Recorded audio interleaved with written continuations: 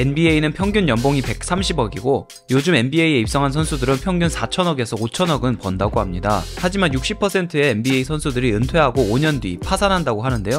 정말 엄청난 숫자입니다. 이번 영상에서는 은퇴하고 가장 크게 파산한 NBA 선수들 탑 7, 그리고 이들이 왜 파산하게 됐는지 알아보겠습니다. 1위는 무려 2,600억을 날린 선수이니 영상 끝까지 봐주시면 감사하겠습니다. 7위는 썸네일의 주인공 딜런테 웨스트입니다. 그는 클리브랜드 시절 르브론과 함께 원투펀치 역할을 했을 정도로 실력이 뛰어난 가드였는데요.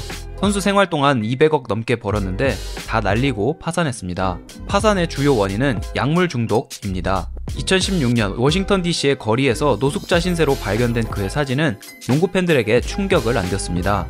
그는 SNS를 통해 나는 집 없는 노숙자가 아니라 그 당시 거리에 있었던 노숙자를 도와줬을 뿐 이라고 했으나 2020년 그는 댈러스의 한 거리에서 구걸을 하고 있는 모습이 온라인에 퍼집니다. 그 당시 댈러스 매버릭스의 구단주 마크 큐반이 주유소에서 구걸하고 있던 그를 찾아가 약물 중독 치료 관련 비용을 다 대주고 그가 지낼 호텔방도 얻어줬습니다. 조금 회복 증세를 보이던 그는 2022년 이번엔 버지니아의 한 거리에서 구걸을 하고 있는 모습이 포착됩니다. 마크 큐반은 안타깝지만 그는 아직도 약물 중독에서 회복 중이라고 했습니다. 한때 농구를 정말 잘했던 선수인데 진짜 충격이지요. 근데 이분이 오늘 7위인 이유는 고작 200억 정도밖에 날리지 않았기 때문인데요. 앞으로 나올 분들은 훨씬 더 크게 날린 분들입니다. 6위는 데니스 로드맨입니다. 조던의 시카고 불스를 다룬 다큐멘터리 더 라스트 댄스를 보시면 데니스 로드맨이 NBA 파이널 기간 중에 갑자기 라스베가스로 여행을 다녀오는 장면을 보실 수 있습니다. 그는 베가스에 여행을 갈 때마다 돈 1,000만 원은 손쉽게 쓰고 왔다고 하는데요. 그는 선수 시절 연봉으로 약 600억을 벌었지만 모두 소진하고 파산했습니다. 일단 그의 자산관리사가 사기를 쳤는데요. 패기라는 여성분이었는데 자신이 하버드를 졸업했다고 거짓말을 하고 로드맨에게 비용도 받지 않고 무료로 자산관리를 해줬습니다. 알고 봤더니 그는 20개 이상의 페이퍼 컴퍼니를 만들고 로드맨의 계좌에서 돈을 빼내서 돈 세탁을 하려다가 적발됐습니다. 그녀는 2018년 징역 10년형을 선고받습니다. 이외에도 로드맨은 여자관계, 자식관계가 복잡해서 매달 예전 와이프들, 자식들에게 많은 돈을 보내야 한다고 합니다. 그리고 그는 술, 클럽, 베가스 여행에 너무 많은 돈을 쓴 나머지 결국 파산을 하고 여전히 힘들게 생활을 유지하고 있다고 합니다. 요즘은 건강도 안 좋다고 하니 참 슬픈 상황인 것 같습니다. 5위는 찰스 바클리입니다. 바클리는 선수 생활 동안 연봉으로만 총 500억을 벌었는데요. 그리고 나이키, 맥도날드, 캐피탈원 등 많은 기업들의 후원으로 역시 몇백억은 벌었을 것 같습니다. 하지만 그의 에이전트가 무려 1,300억 가까이 자신의 자산을 횡령했다고 한 인터뷰에서 밝혔습니다. 게다가 바클리는 한때 도박 중독으로 130억 넘게 잃었습니다. 다행히 바클리는 일련의 사건들을 통해 자산관리의 중요성을 배우고 이제는 자신이 직접 열심히 자산관리를 하고 있다고 하는데요. 바클리는 TNT의 애널리스트로 제2의 전성기를 맞았습니다. 인사이드 NBA라고 저도 바클리, 샤키로닐이 너무 재밌어서 보는 방송인데요. 바클리는 최근 TNT와 10년 4천억 규모의 방송 출연 계약을 체결하고 다시 금전적으로 안정적인 생활을 할 수 있게 되었습니다. 그는 그 어떤 상황에서든 할 말은 하고 솔직한 모습을 보여서 농구 팬들에게 인기가 엄청 많아졌는데요. 그가 제2의 전성기를 맞아서 너무 기쁩니다. 자, 이제부턴 1,000억대가 넘어갑니다. 4위는 시애틀의 레전드 션 캠프입니다. 그는 7풋이 넘는 신장에 가드처럼 뛰어다니고 무엇보다 덩크를 참 맛깔나게 찍어대던 선수였는데요.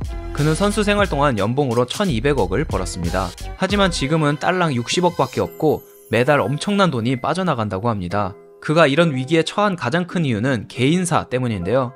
무려 6명의 여성분과 6개의 가정을 꾸리고 총 7명의 자녀를 낳았다고 합니다. 한 집 살림도 힘든데 6집 살림이라 매달 엄청난 돈을 지출할 것 같습니다. 션 캠프는 또한 코카인 복용 문제, 불법 약물 소지 혐의 등을 해결하기 위한 변호사비로도 많은 돈을 소진했습니다. 3위는 스카리 피펜입니다. 여러분, 스카리 피펜이 마이클 조던보다 통산 연봉을 더 많이 받은 것 아시나요? 스카리 피펜은 그 당시 연봉으로만 무려 1,400억을 벌어들였습니다. 하지만 은퇴하고 1,500억 넘게 손실을 봤다고 하는데요. 과연 어떻게 된 일일까요? 일단 그는 로버트 런이라는 사기꾼 자산관리사를 만납니다. 그는 피펜의 돈 260억을 꿀꺽 해버리는데요. 피펜은 뒤늦게 이 사실을 알고 로버트를 고소합니다. 로버트는 3년 징역형을 선고받지만 피펜은 잃어버린 260억 중 단돈 5억만 돌려받게 됩니다.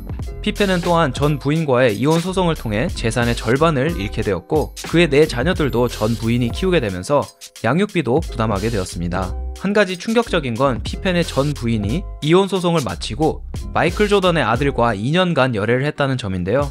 미국은 참 개방적인 나라라는 생각이 듭니다. 피펜은 또한 50억을 들여서 전용기를 사는데요.